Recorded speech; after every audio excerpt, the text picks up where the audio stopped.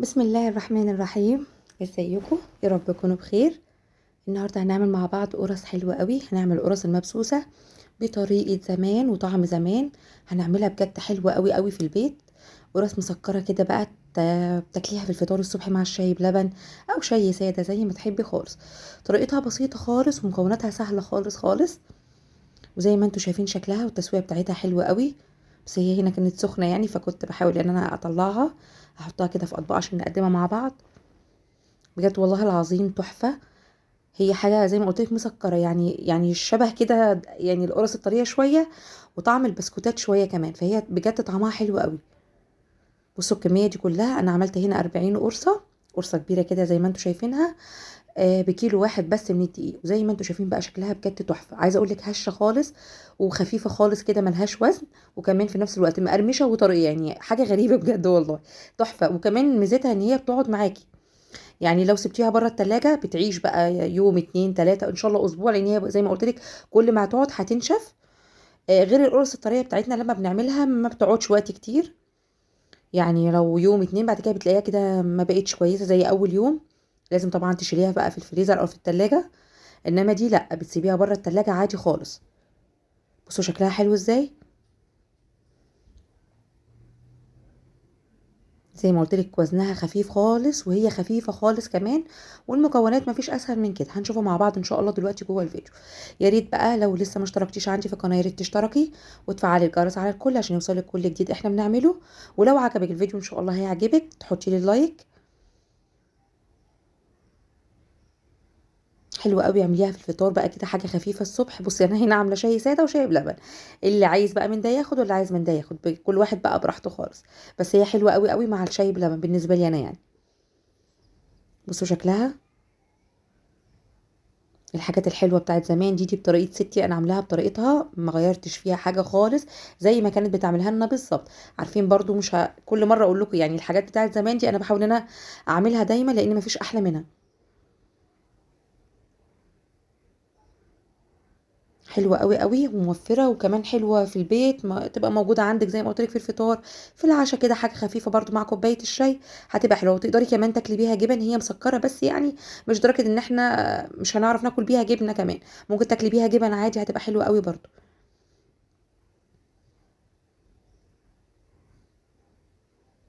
لو وصلتي لحد هنا يا ريت لو لسه ما اشتركتيش عندي في القناه يا ريت تشتركي. هتلاقي الجرس تحت، دوسي عليه وفعليه على الكل.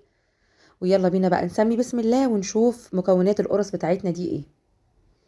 هنحتاج كيلو من الدقيق، هننخله طبعا. انا اي معجنات اي حاجه لازم بنخل الدقيق بتاعنا كويس. خطوه سهله كده بس بتفرق بجد في النتيجه. يبقى كيلو واحد بس من الدقيق هننخله زي ما قلت لكم كده كويس. وبعدين هحط عليه رشه ملح، ودي فانيليا هاخد كيس واحد بس. وهحط معلقه من البيكنج باودر، معلقه صغيره كده مليانه. ودول معلقتين كبار سمسم، ممكن تحطي شمر او ينسون زي ما تحبي، بس انا بحبها بالسمسم. دول بقيه السمسم، يعني هم معلقتين كبار مش حاجه تانية. وعندي كوبايه سمنه سخنه، مش مقدوحه بس سخنه. ودي كوبايه زيت. ممكن تعملي اتنين سمنه، ممكن تعملي زي ما انا عملت كده كوبايه وكوبايه عشان ما تبقاش تقيله قوي. ممكن تعمليها بالزبده زي ما تحبي. المهم بقى هنا اهم خطوه ان احنا هنبس بقى القرص دي. احنا بنقول هنعمل قرص مبسوسه، يبقى هنبسها زي ما نكون بنعمل كحك بالظبط. وحطيت هنا نص كوبايه بس من السكر، تقدري تحطي لحد كوبايه، بس انا حبيتها ما تبقاش مسكره قوي يعني. لو حابه بقى انت بتحبي تاكلي حاجه مسكره خليها كوبايه.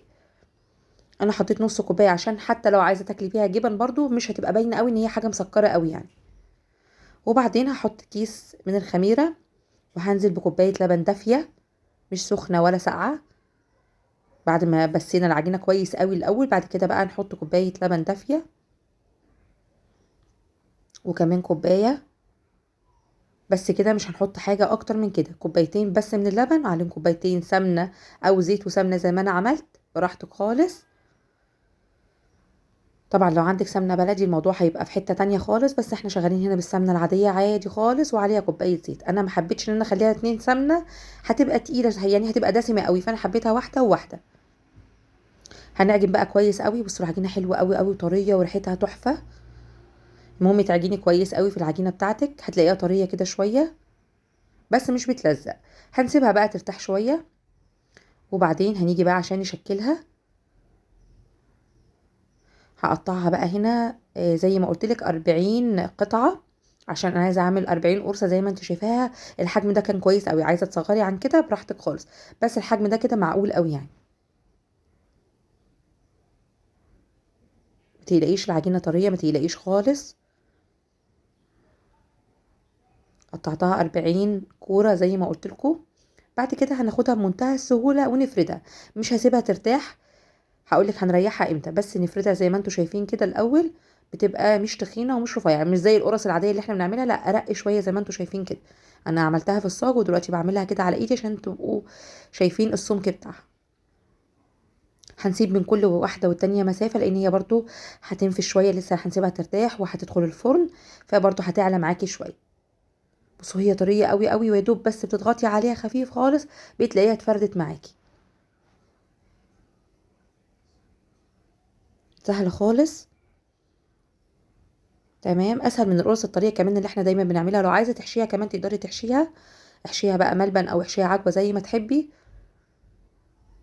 بس انا عملتها بصراحه زي ما قلت لكم، زي ما كانت ستي بتعملها لنا بالظبط، ما بتحطش بقى ولا ملبن ولا عجوه.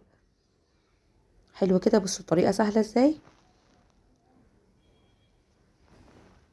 هنفرد بقى كل الكميه اللي معانا من القرص.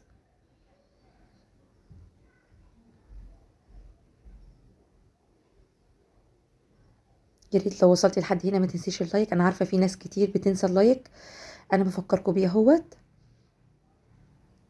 خلاص خلصت كده. بصوا الكميه بقى قد ايه، زي ما قلت لك 40 قرصه، عملت معايا صاجين كبار، وده واحد كمان صغير.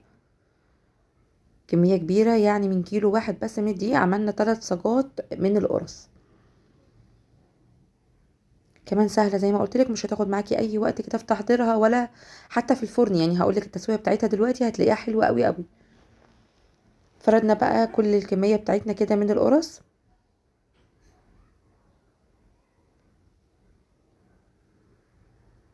انا حاطه ورق زبده هنا على الصاج عشان هي ما بتاخدش وقت كتير قوي في التسويه، فهتلاقيها اتلسعت منك من تحت، فحاولي ان انت تحطي ورق زبده هيبقى افضل يعني. بعد كده جبت بقى الشوكه وهبتدي اخرمها بقى كده، عشان انا مش عايزاها تعلى معايا جوه الفرن، وكمان بتديها شكل حلو.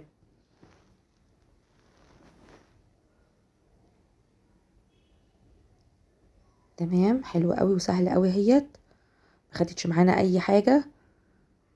كمان زي ما قلت لك انا بخرمها عشان مش عايزاها تعلى معايا جوه الفرن، وبيبقى شكلها كمان حلو وانتي بتاكليها كده بقى مع كوبايه الشاي. حاولي وانتي بتقطعيها تعمليها كلها مقاس واحد، عشان مفيش حاجه تستوى وحاجه تبقى لسه مش مستويه. هي زي ما قلت لك هتعمل معاكي 40 واحده بالظبط. بعد ما خرمناها كده زي ما انتوا شفتوا، سبتها ترتاح شويه، بس المقطع ده ما تصورش. سبتها ترتاح شويه عبال ما سخنا الفرن ودخلتها الفرن في نص الفرن بالظبط. يعني هتسيبيها مثلا 10 دقايق تقريبا، هتلاقيها بقى استوت وطالعه حلوه قوي كده. سيبيها تبرد في مكانها كويس قوي، بعد كده بقى ابتدي ان انت تقدميها.